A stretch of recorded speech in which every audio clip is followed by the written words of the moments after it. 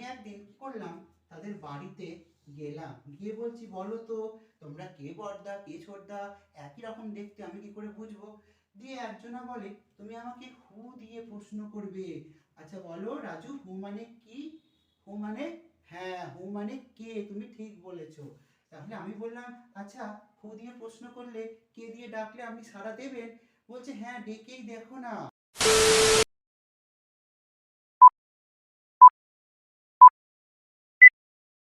How are you all? Very fine. I am also fine. তো গতকাল কত তারিখ ছিল সবার মনে আছে? কি বলছো? 15th of December, ঠিক বলেছো শ্যামলী।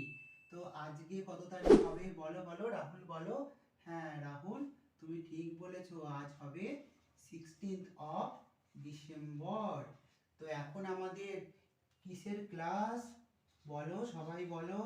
হ্যাঁ আর এখন আমাদের উইংস ক্লাস। কি ক্লাস? উইংস। তো উইংস মানে কি বলো? উইংস মানে কি বলেছো মিজানুর? ঠিক বলেছো, উইংস মানে ডানা।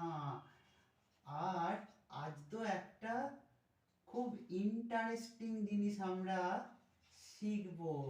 তোমরা আমার সঙ্গে শিখবে তো? বাহ, সবাই শিখবে।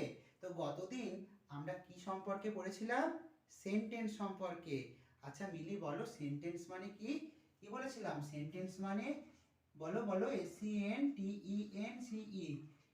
SENTENCE, সেন্টেন্স মানে?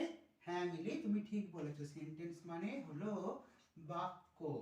তো আমাকে রাজু তুমি একটা সেন্টেন্স বলো। কি বলছো? Raju is playing cricket.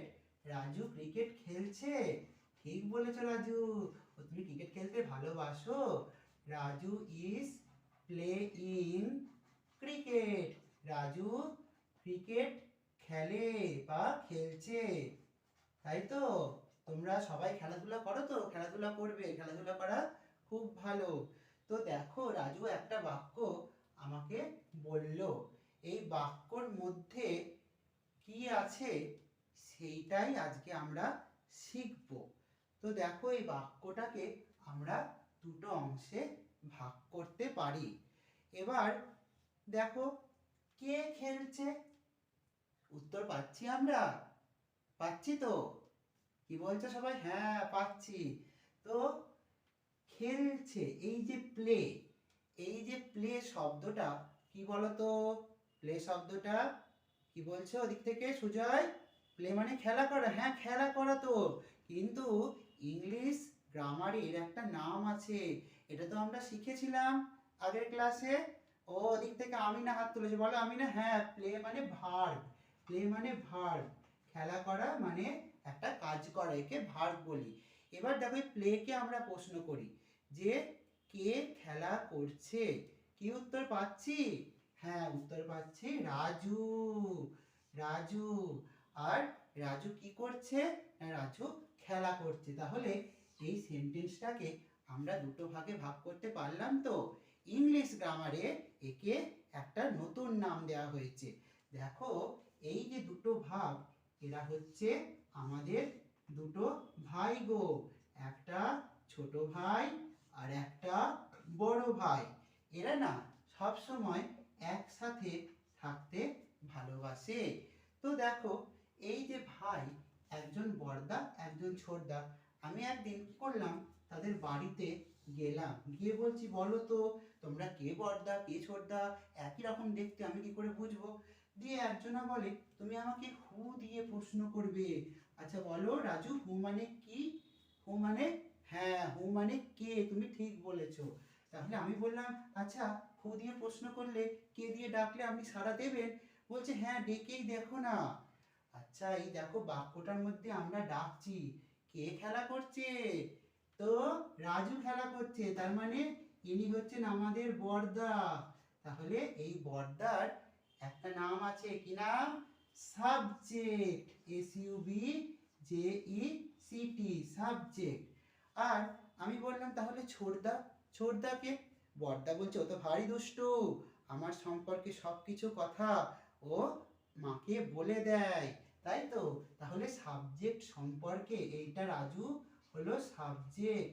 তাহলে রাজু কি করছে? খেলা করছে। রাজুর সম্পর্কে সব কথা কে বলে দিচ্ছে? এই ছোড়দা বলে দিচ্ছে। তো ছোড়দা কি? ছোড়দা হলো প্রেডিকেট। ছোড়দা হলো প্রেডিকেট, PREDICATE, প্রেডিকেট। তাহলে আজকের আমাদের লেসন কি? Subject and predicate. এবার তোমরা বলো সাবজেক্ট মানে কি? কে বলতে পারবে? তোমরা তো পড়েছো বাংলা ভাষা পাঠে। হ্যাঁ, সাবজেক্ট মানে হলো উদ্দেশ্য। ঠিক বলেছো রাম তুমি, সাবজেক্ট মানে উদ্দেশ্য। আর কি বললাম? সাবজেক্ট সম্পর্কে যা কিছু বলা থাকে তাকে কি বলা হয়? ওদিক থেকে আমিনা বলো। ঠিক বলেছো আমিনা, প্রেডিকেট, PREDICATE। আর প্রেডিকেটকে বাংলায় কি বলে বলো? তিথি বলো।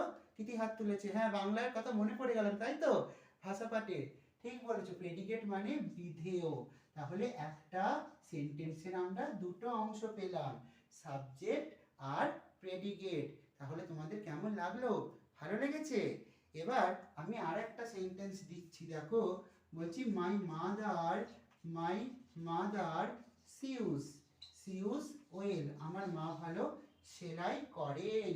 ঠিক আছে? এই বাক্যটার মধ্যে থেকে চটপট খুঁজে আমাকে বলো তো সাবজেক্ট আর প্রেডিকেট কি হতে পারে? এমা যা, ঘন্টা পড়ে গেল। তাহলে কিন্তু পরের দিন আমি সব বাইকার খাতা দেখবো। ঠিক আছে?